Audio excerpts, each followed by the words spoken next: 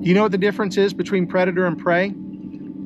Prey doesn't know it's prey until it's too late. I'm Keith Foskey, and this is Theology from a Golf Cart.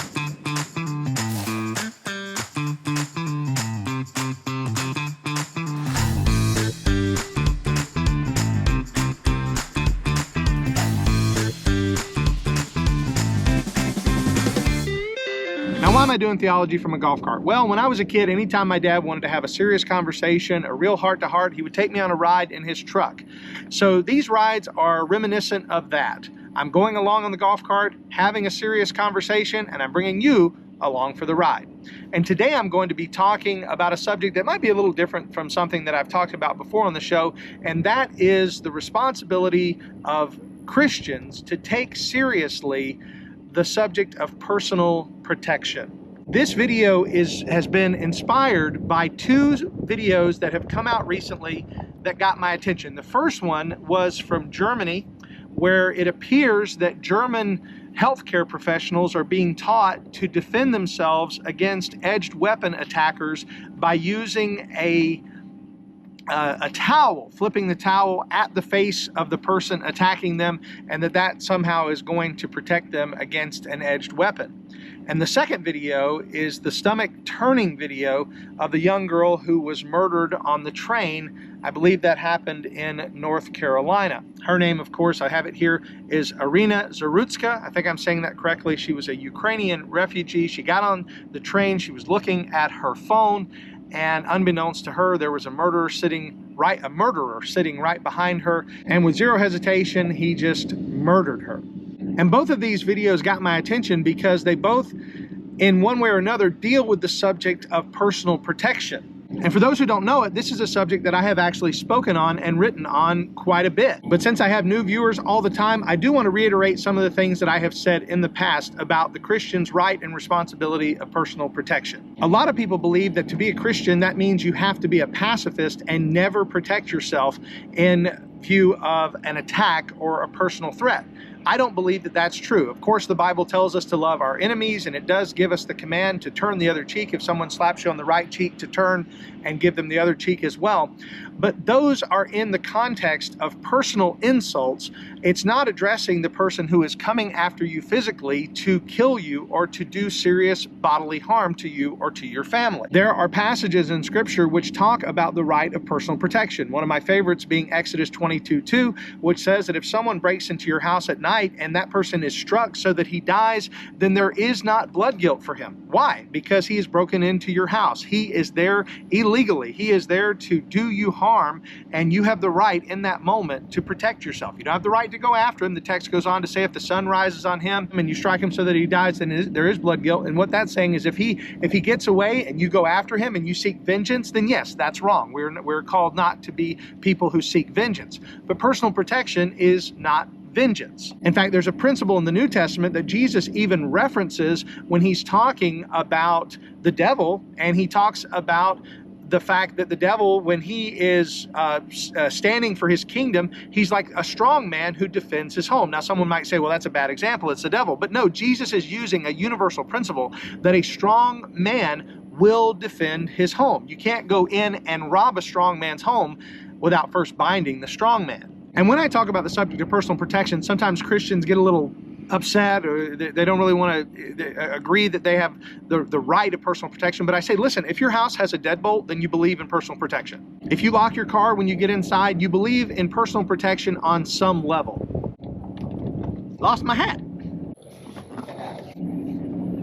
But as many people know and have heard me talk about before, I actually go a step further and I talk about the blessing of benevolent violence, that you can actually use violence in a way that demonstrates benevolence and love for your neighbor. Augustine talks about this when he's talking about the idea of just war. He says if you see someone that's being accosted or assaulted by an assailant and you walk by and do nothing, then that's not showing love to your neighbor. But if you intervene and you help that person, aid that person, which may include the use of violence, then that can be seen as an act of benevolence. Now, who am I to have this conversation? Well, again, for those of you who don't know, I have been a personal protection instructor for over 20 years. I have a 5th degree black belt in traditional Shotokan karate, I have a 4th degree black belt in Okinawan karate, and I have a 2nd degree black belt in modern arnis, which is the Filipino art of stick fighting. And I'm certified by the National Rifle Association to give courses in personal protection both inside and outside the home. So this is something I've taught on for a long time. And while people might disconnect this from their theology,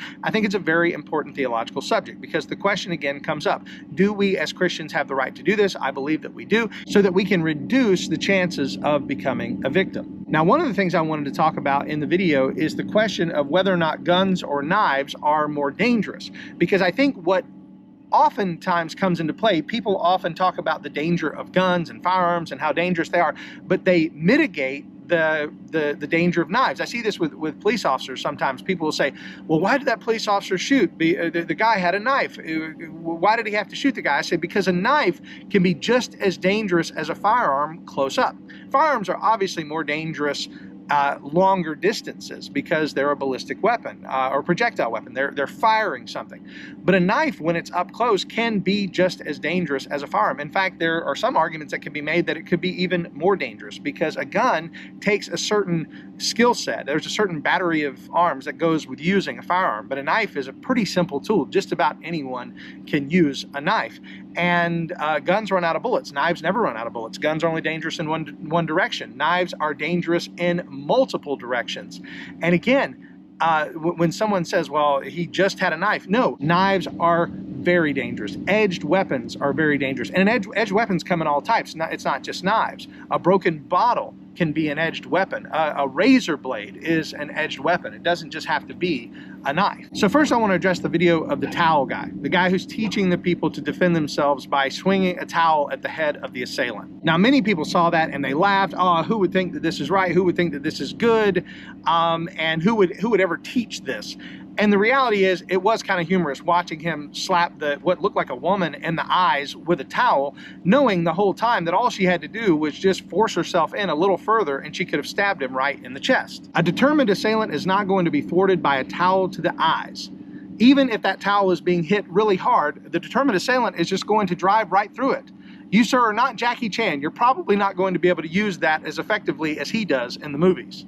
And when it comes to edged weapon training, because I have taught edged weapons, one of the things we actually aim for is not necessarily the body, we aim for the arms.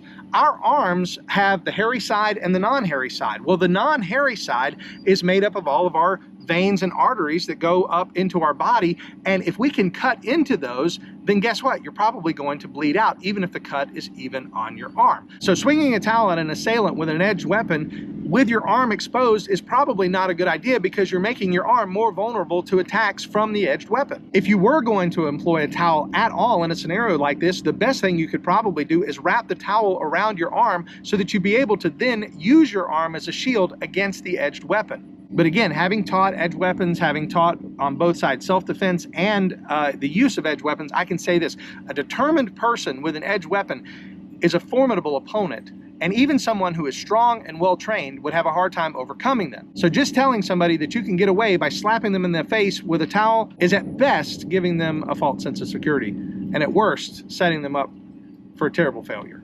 But now I want to talk about the death of the young lady on the train. And I want to begin by saying, when I watched this video, and I know the video doesn't show her death, and I'm thankful for that. I don't want to see that part, but the leading up to it, my heart sinks. I'm a father, I'm a husband, I have 3 daughters, and when I see this terrible event having taken place, it makes me sick to my stomach. It makes me want to gag. And I can say right away, in the situation that she was in, there was probably very little that she could have done if that man was determined to take her life. But I do want to talk about some things that we can do to try to keep from getting ourselves into situations like that.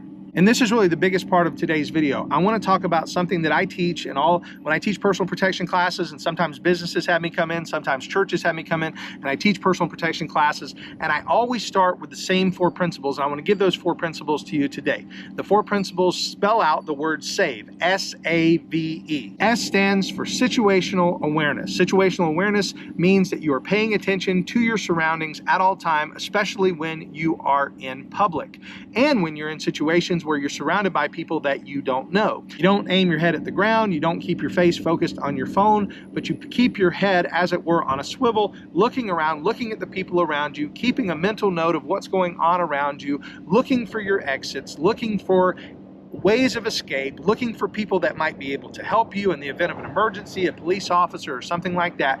You are vigilant. That's the S in SAVE, situational awareness. You know what the difference is between predator and prey? Prey doesn't know it's prey until it's too late. The A stands for avoidance. And this follows situational awareness. Situational awareness says you're paying attention to what's going on around you. Avoidance is when you see something that could potentially be dangerous, then you go out of your way to avoid it. I give this illustration. I say if I'm walking down the road and I see some movers taking a piano up into the second story of a home, and I analyze that situation, my first thought is, if I walk underneath that piano and that cable breaks, or the block and tackle lets loose, or one of those men make a mistake and that thing falls, it's going to fall right down on me. So I need to have the awareness that that piano's there, and then I need to decide to go a different direction. I need to avoid that situation as best I can. Now the V stands for verbal diffusion. Verbal diffusion doesn't necessarily mean diplomacy, though it can. We do talk about that in our personal protection classes. If we can use our words to get out of a situation, that's great. But psychotic people and dangerous people often aren't interested in a conversation, but we can use our words to announce that there's a situation that's going on. We can holler for people around us. We can tell the person in front of us to stop and make it very known that we do not want them to come any closer. We can use our words to the best of our ability and to call out to people around us to bring to their attention that there is something dangerous that's going on. If you're out somewhere and someone is accosting you, or you feel danger and you shout for people around you to get their attention, even the word stop can get the attention of people around you. I know that if I'm in a place and I hear someone yell stop, I'm immediately going to see what happened. I'm immediately going to pay attention to what's going on, because that person may need help. And I teach children to say, this is not my mommy, this is not my daddy. That is a very important thing, because I know as a parent, if I hear a child yelling, this is not my mommy, this is not my daddy, that's something that's going to tip in my ear. All of my attention is now going to go to that child, and I'm going to focus on that child if I'm out in public and I hear them say that. So verbal diffusion means trying to diffuse the situation by using your words. And if it's possible, we do that. The last one on the SAVE is escape. Get away as fast as possible. It's not about winning a fight, it's about escaping a dangerous situation. Look for your exits, look for ways to get out of there, look for ways to find someone who will be with you, a police officer, a person you can trust, someone that you can go to. Look for a way of escape and learn how to escape the most basic holds. Someone grabbing your neck, someone grabbing your wrist, someone grabbing you by the shoulder, someone putting you in a headlock. This is why I do recommend people take personal protection training. That way you can get away from, you can learn at least to get away from the most basic holds that people might try to put you in. And finally, I do believe that it is important, especially for women, to have some type of force multiplier on your person when you're out in public. Not everyone feels confident to carry a firearm, and if you are going to carry a firearm, I recommend that you get all of the training you can possibly get. Train with it so that you can fire well, that you can draw well, so that all of those things can be done second nature to you. Yes, I believe that that can happen, and I believe that takes a lot of practice, so get out there and practice. But if you're not going to carry a firearm, I believe in things like pepper spray. I'm actually certified to teach pepper spray, because I believe that there's different avenues and different options that people can have for self-defense, and I think pepper spray is a good option.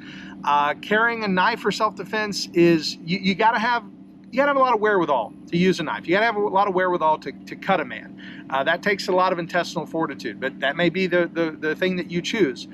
Some kind of impact weapon like a baton can be useful. But as of right now, there's really no better way to eliminate the distinction between size and strength than a firearm. So the thing I recommend to most people, if they're really concerned about personal protection, is to purchase a firearm and get all the training with it that you can. But even if you carry a firearm, the SAVE principles still stand. Situational awareness, avoidance, verbal diffusion, and escape.